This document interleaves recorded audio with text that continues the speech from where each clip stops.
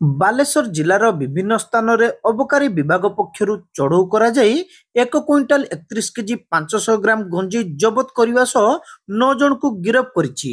ଗିରଫ ବେପାରୀମାନେ ହେଲେ କଟକ ଜିଲ୍ଲା ଖଣ୍ଡାହତା ଅଞ୍ଚଳର ଶୁଭକାନ୍ତ ସାହୁ, ପଶ୍ଚିମବଙ୍ଗ ବାହାଦରପୁର ଅଞ୍ଚଳର ଆଶ୍ରାଫୁଲ ମଣ୍ଡଳ ଓ କନ୍ୟାନଗର ଅଞ୍ଚଳର ଅବ୍ଦୁଲ ରହିମ ବିଶ୍ୱାସ, ବୃନ୍ଦାବନପୁର ଅଞ୍ଚଳର ତାପସ ଅଧିକାରୀ, ନାଜାରା ଅଞ୍ଚଳର ଅବ୍ଦୁଲ ରସିଦ, କାନାଇନଗର ଅଞ୍ଚଳର ସାହାବୁଦ୍ଦିନ ମଣ୍ଡଳ, କ୍ରିଷ୍ଣାଗଞ୍ଜ ଅଞ୍ଚଳର ବିଶ୍ୱଜିତ ଦାସ, ନଗାଟା ଅଞ୍ଚଳର ସମିତ ଦେବନାଥ ଓ ହରିନାରାୟଣପୁର ଅଞ୍ଚଳର ରବିଲାଲ ମୁର୍ମୁ।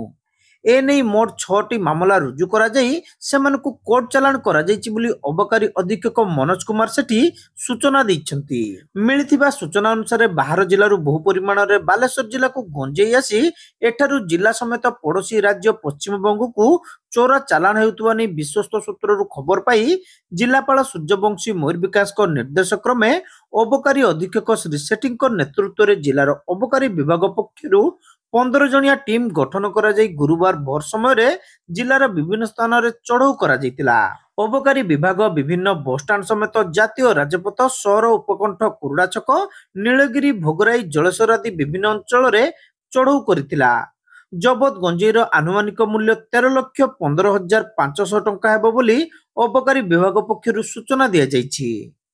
ଆଜି ଆମ ଜିଲ୍ଲାରେ ସ୍ପେଶାଲ ଏନଡିପିଏସ୍ ଉପରେ ଗୋଟେ ସ୍ପେଶାଲ ଡ୍ରାଇଭ୍ କରାଯାଇଥିଲା ଏବଂ ଏ ଯେଉଁ ଡ୍ରାଇଭ୍ରେ ଆମର ଜିଲ୍ଲାର ବହୁତ ଗୁଡ଼ା ଜାଗାରେ ବାଲେଶ୍ୱର, ବସ୍ତା, ଭୋଗରାଇ, ଖଇରା ଏବଂ ନୀଳଗିରିରେ ଆମର ସିଜର ହେଇଛି। ଟୋଟାଲ 6ଟି କେସ୍ କରାଯାଇଛି ଆମର ଏନଡିପିଏସ୍ କେସ୍, ଯାହାଦ୍ୱାରା ଆମର 9 ଜଣ ଲୋକ ଆରେଷ୍ଟ ହେଇଛନ୍ତି ଏବଂ 131 କେଜି 500 ଗ୍ରାମ ଆମର ଗଞ୍ଜେଇ ସିଜର ହୋଇଛି, ଯାହାର ମାର୍କେଟ ଭ୍ୟାଲ୍ୟୁ ହେଉଛି ସିଜର ଭ୍ୟାଲ୍ୟୁ ହେଉଛି ଆପଣଙ୍କର 13.5 ଲକ୍ଷ ଟଙ୍କା।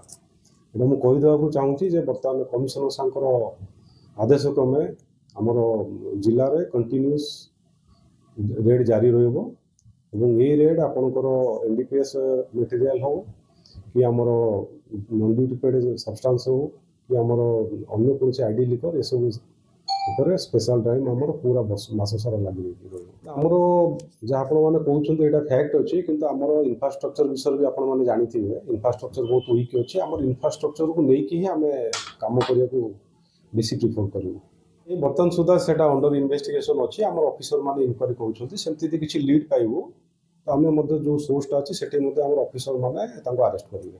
ଆପଣ ଜାଣୁଛନ୍ତି ଗଞ୍ଜା ଗୋଟେ ଯେଉଁ ଜିନିଷଟା ଅଛି ଆପଣଙ୍କର ତାର ଗୋଟେ ବେଲ୍ଟ ଅଛି, ତ ସେ ପର୍ଟିକୁଲାର ସେଇ ବେଲ୍ଟରୁ ହିଁ ଆପଣଙ୍କର ବାଲେଶ୍ୱର ଦେଇକି ଗଞ୍ଜେଇଟା ଆସେ, କାହିଁକି ଗଞ୍ଜେଇଟା ଆପଣ ବାଲେଶ୍ୱରରେ କଲ୍ଟିଭେସନ୍ ହୁଏ।